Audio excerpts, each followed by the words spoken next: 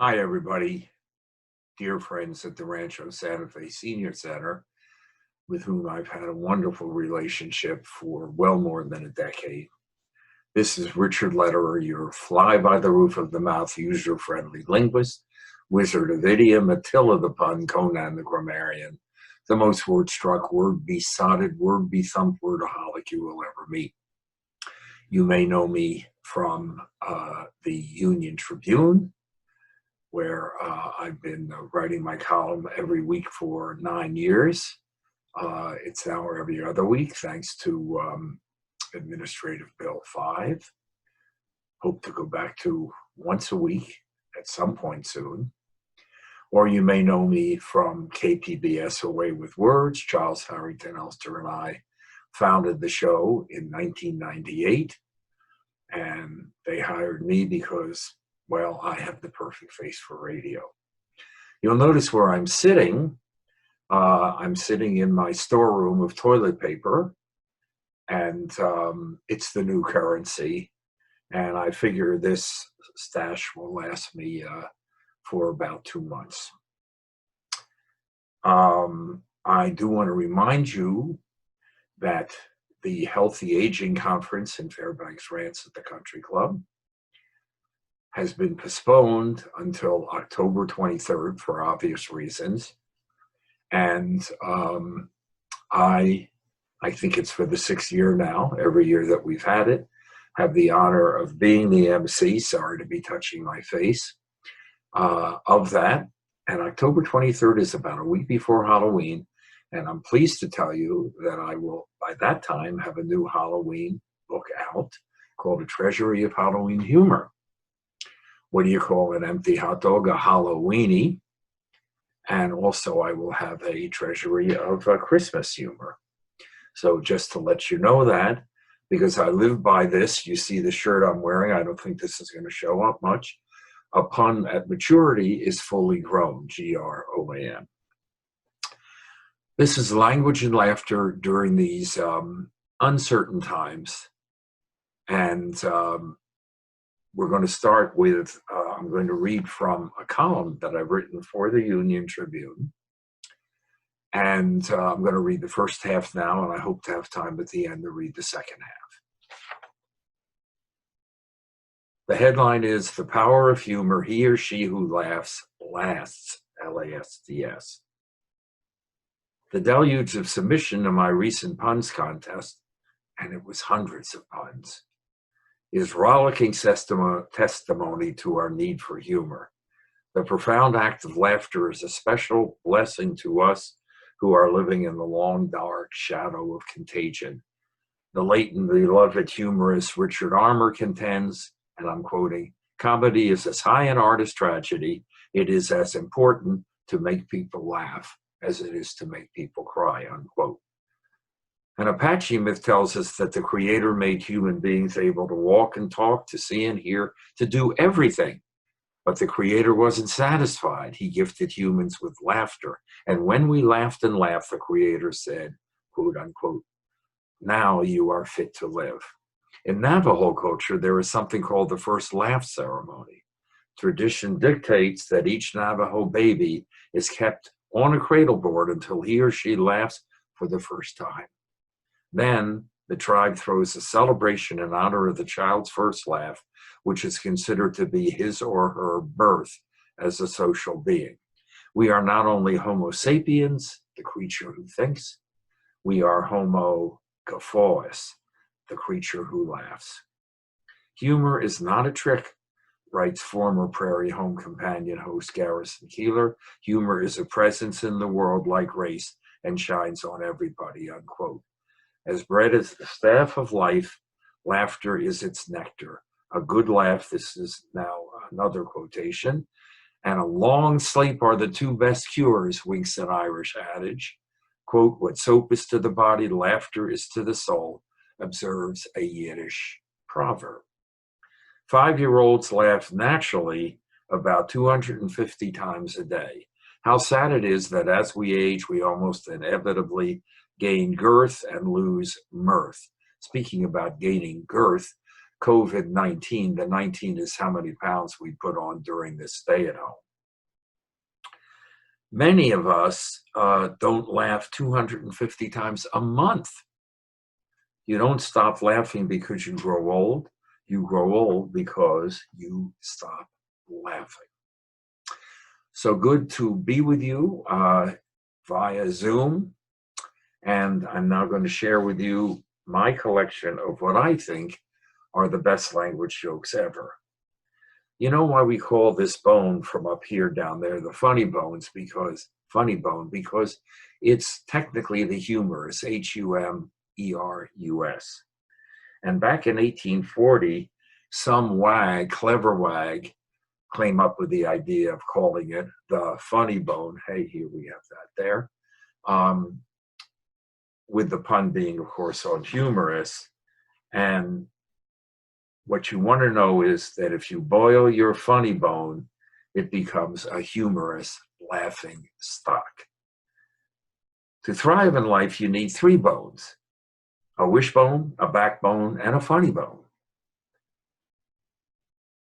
I am going to tickle your funny bone right now. Why do we play at a recital and recite at a play? Why does a man get a hernia and a woman a hysterectomy? Hernia, hysterectomy. Why is it that your nose can run and your feet can smell? Well, language is naturally playful, and we human beings love to make jokes about words. So here are my favorite linguistic tours de farce. You know, it's not who you know, it's whom you know. Do you know that the word gullible is not in the dictionary? Hey, did you just fall for that? I brought the world's worst thesaurus yesterday. How bad is it, you ask? Not only is it awful, it's awful. Think about that one. I like to mess around with letters, as you well know. You know why boss is spelled backwards? Well, if you spell the word boss backwards, you get a backward double SOB. And I don't play golf because GOLF is flog spelled backwards. And I don't want to go out and flog myself in an effort to be subpar. For this and my frequent classes at the Rancho Santa Fe Senior Center, I want to be above average, be above par. The only place where success comes before work is the dictionary. Think about it, true.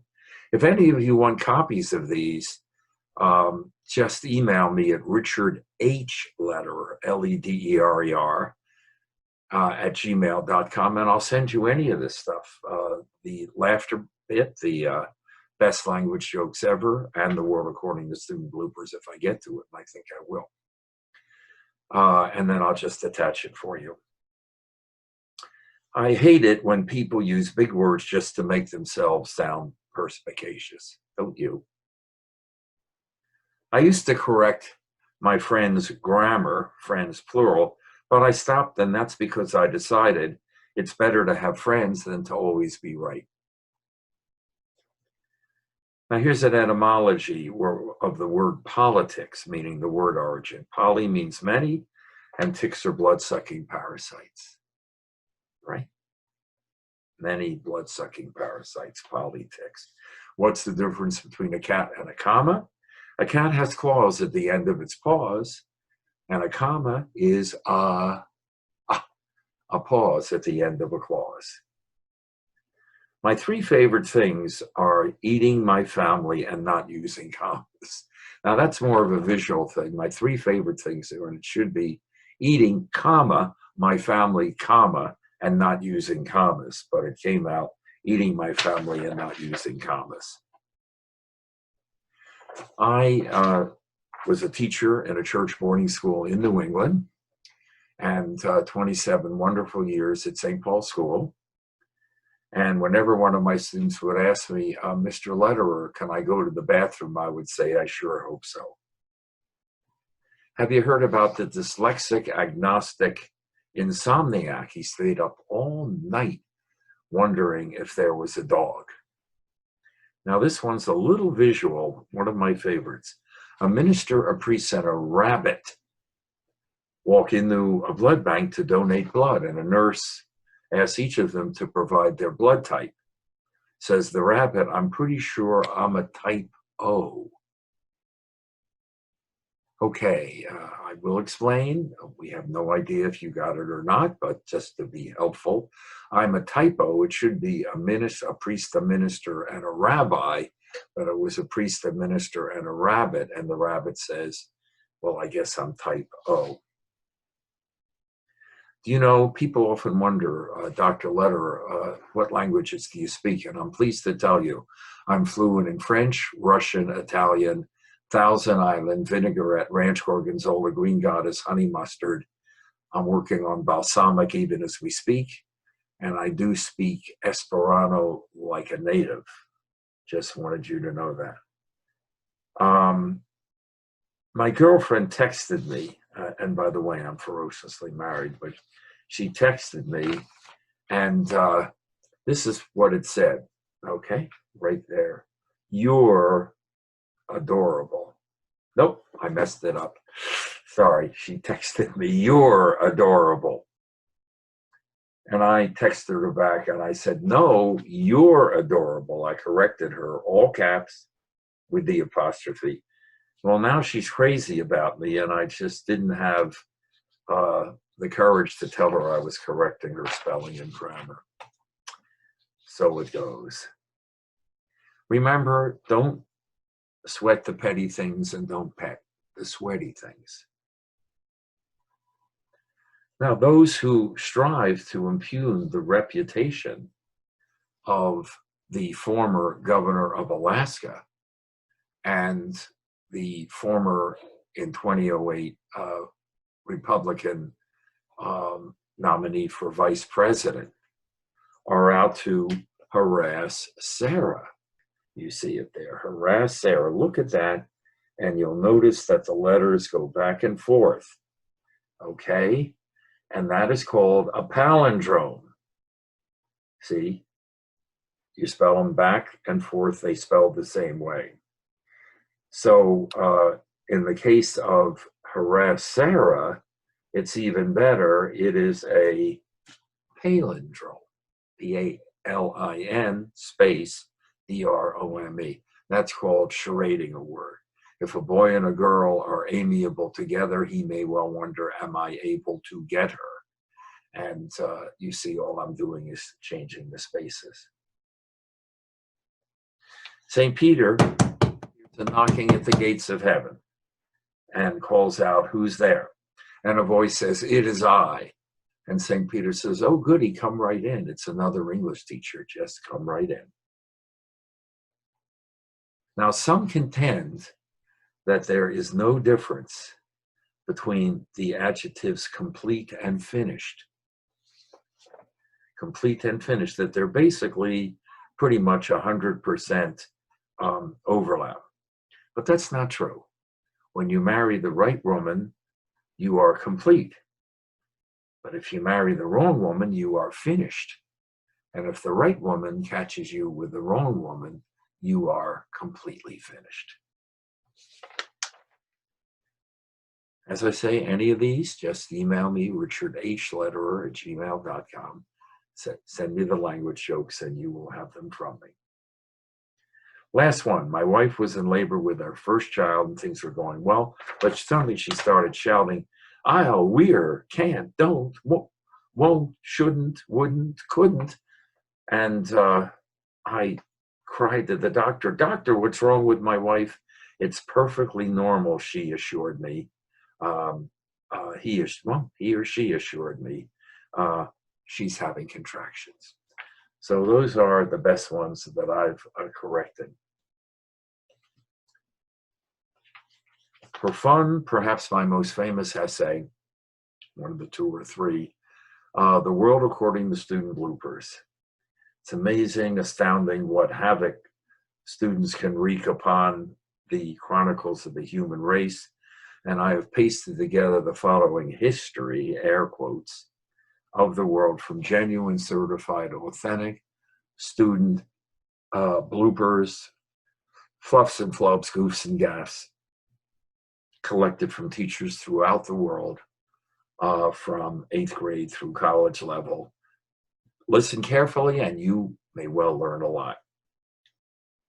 So it begins with the inhabitants of ancient Egypt. They lived in the Sahara Desert, which they cultivated by irrigation, over which they traveled by camelot, and they all rode in hydraulics. Ancient Egyptian women wore a colossurus, a loose-fitting garment, which began just below the breasts, which hung to the floor. From the Egyptians, naturally, to the Bible. Incidentally, speaking of the Bible, do you know why Adam and Eve were the happiest couple on earth? Well, that is because she couldn't tell him how many other men she could have married, and he couldn't tell her how much he loved his mother's cooking.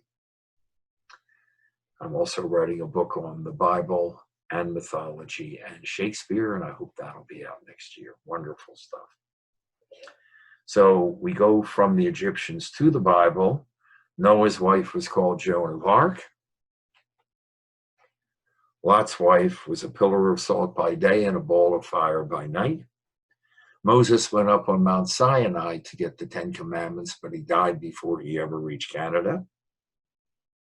David was a Hebrew king skilled at playing the lyre, L-I-A-R, and Solomon, one of David's sons, had 300 wives and 700 porcupines. From the Bible to classical mythology. The Greeks were a highly sculptured people, and without them we wouldn't have history. The Greeks invented 3 kinds of columns: Corinthian, Ironic, and Doric. They also created myths. A myth is a female moth. One myth tells us that the mother of Achilles dipped him in the river Styx until he became intolerable. Socrates was a famous Greek teacher who went around giving people advice. They killed him. Socrates died from an overdose of wedlock. Eventually, the Romans came along and conquered the Greeks. And Julius Caesar, there's a focus in my book, Anguished English, on Julius Caesar, who extinguished himself on the battlefields of Gaul. And when the Ides of March murdered him, he expired with these immortal words upon his dying lips: "Eat you, Brutus." Well, the wheel of history turns yet again, and the Romans were overrun by the barbarians. Then came the Middle Ages, when everyone was middle-aged. King Arthur lived in the age of chivalry, with brave knights on prancing horses and beautiful women.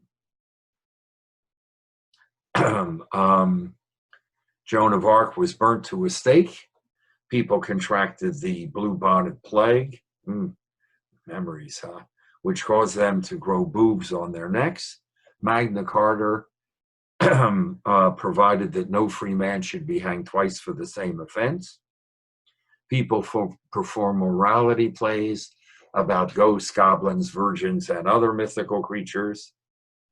And then we came to the Renaissance, when people really felt the value of their human being. It was a time of a great many inventions and discoveries. Gutenberg invented the Bible in removable type. Sir Walter Raleigh discovered cigarettes and started smoking. And Sir Francis Drake circumcised the world with a 100-foot clipper. I have to say that's my favorite blooper from Anguished English. I don't neglect American history. I'll give you a few excerpts. During the Renaissance, America began. Christopher Columbus discovered America while cursing about the Atlantic on the Nina, the Pinta Colada, and the Santa Fe. A little later, there's a focus on Abraham Lincoln. He became our greatest president. Lincoln's mother died in infancy, and he was born in a log cabin which he built with his very own hands. President Lincoln wrote the Gettysburg Address while traveling from Washington to Gettysburg on the back of an envelope. Now, see, that's what we call a misplaced modifier. Because back, he wrote it while traveling on the back of an envelope. No, he wrote it on the back of an envelope. You want to move your modifiers, whether they be single words or phrases, right up next to the word or phrase that it modifies. So Abraham Lincoln wrote the Gettysburg Address on the back of an envelope while traveling from Washington to Gettysburg. That's very clear. And to show you what hot water you can get yourself into if you don't, I'm going to quote from 3 examples of well-known periodicals that mislocate the modifier. From TV Guide, late 80s, Yoko Ono talks about her husband, John Lennon, who was killed in an interview with Barbara Walters. Next, the Boston Globe. This would be mid-90s. No, actually early 90s, sorry. Former hostage Terry Anderson talks about his 5 years of captivity with Barbara Walters on Channel 5 at 10 p.m. And then Associated Press, so national all over the nation. The diving and amateur sports communities remained in shock today following revelations by Olympic diver Greg Louganis, who talks freely of his having contracted AIDS in a 2020 interview with Barbara Walters. So you want to avoid that.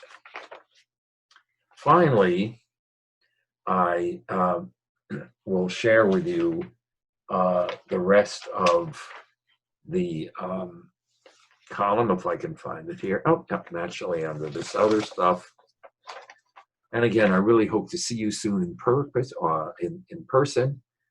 I do hope to be back speaking on, well, maybe on Halloween and Christmas about that. But I'm going to close with the rest of this column. Man is the only animal who, and this is in quotes, who blushes or needs to, declared Mark Twain. They could have added, man, it quotes, man is the only animal that truly laughs or needs to, end quote. By the way, just so you don't forget that, there it is. Recent studies show that he or she who laughs lasts. Norman Cousins, who used laughter to conquer a debilitating disease, wrote, and I'm quoting, "Illness is not a laughing matter. Perhaps it ought to be. It has always seemed to me that hearty laughter is a good way to jog internally without having to go outdoors," unquote. What a remarkable statement. Hearty laughter is a good way to jog internally without having to go outdoors. Scientists affirm what we have known to be true since biblical times, quote, "A merry heart doeth good like a medicine," unquote. Laughter can be hazardous to your illness. Laughter stimulates the circulation, tones the muscles, energizes the lungs and respiratory system, excites endorphins in the immune system, boosts the neurotransmitters needed for alertness and memory, increases motivation to learn, and provides superb aerobic exercise. In Make 'em Laugh, Stanford University professor William Fry explains, quote, "When laughter gets to the point where it is convulsive, almost every muscle in the body is involved.